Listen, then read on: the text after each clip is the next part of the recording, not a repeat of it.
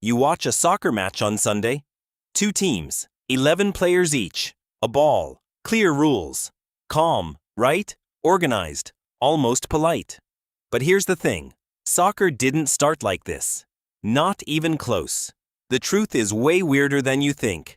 And way more violent. Stick with this one. By the end, you'll never watch a foul the same way again. Let's rewind the clock, way back. Further than you think. Long before England, long before football was even a word, ancient civilizations were already kicking things around.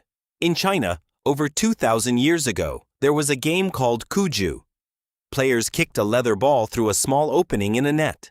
Soldiers played it to stay fit for war.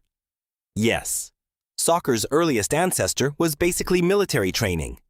The ancient Greeks had their own version too. Episkaros, a rough game with a ball, lots of physical contact, and very few rules protecting your body. The Romans picked it up and made it even rougher.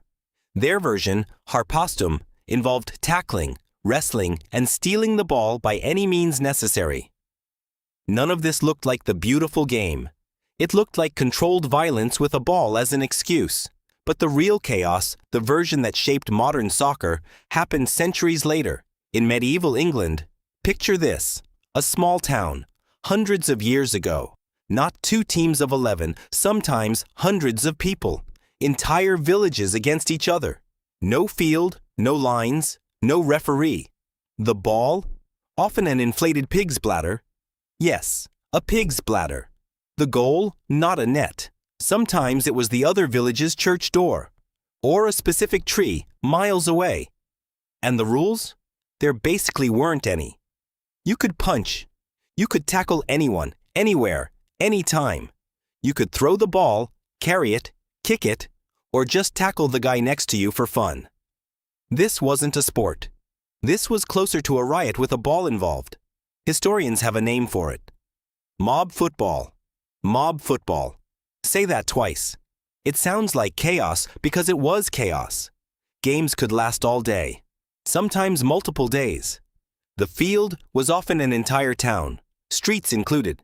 Shops got destroyed, windows got smashed, people got seriously hurt, sometimes people died. And here's the part that really messes with your head. Kings tried to ban it. Multiple times. Multiple kings. In 1314, King Edward II banned it in London. Not because it was too violent for his taste, because it caused so much noise and chaos that people thought it might cause a public uprising. Then Edward III banned it again in 1349. His reason was even stranger. He thought young men were playing too much football and not practicing archery. And England needed archers for war. Imagine your king banning soccer because you should be practicing archery instead. Then Richard II banned it. Then Henry IV banned it. Basically, banning football became a tradition for English kings, right alongside declaring war on France. And every single time, people kept playing anyway. That's the part worth sitting with. You can ban a sport with a royal decree. You cannot ban the human urge to kick something and yell about it with your friends. So if kings kept banning it, and people kept playing it anyway, how did we get from village-wide brawls to 11-a-side matches with a referee blowing a whistle? Slowly. Painfully, over centuries. The next big shift happened in schools. English private schools, sometimes called public schools, each developed their own version of the game. And here's the fun part. Every school invented completely different rules. At rugby school, players were allowed to pick up the ball and run with it. At Eton, that was basically forbidden. At Harrow, they had their own version with different sizes of ball entirely.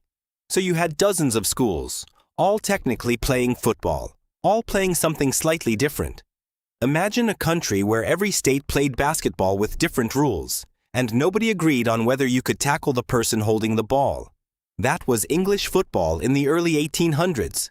Complete chaos, just with better manners than the medieval version. There's a famous legend from this era. Supposedly, in 1823, a student named William Webb Ellis, playing a version of football at rugby school, picked up the ball and ran with it toward the goal, breaking the kicking-only rule of that match. Historians actually doubt this story is even true. There's no solid evidence it happened the way it's told.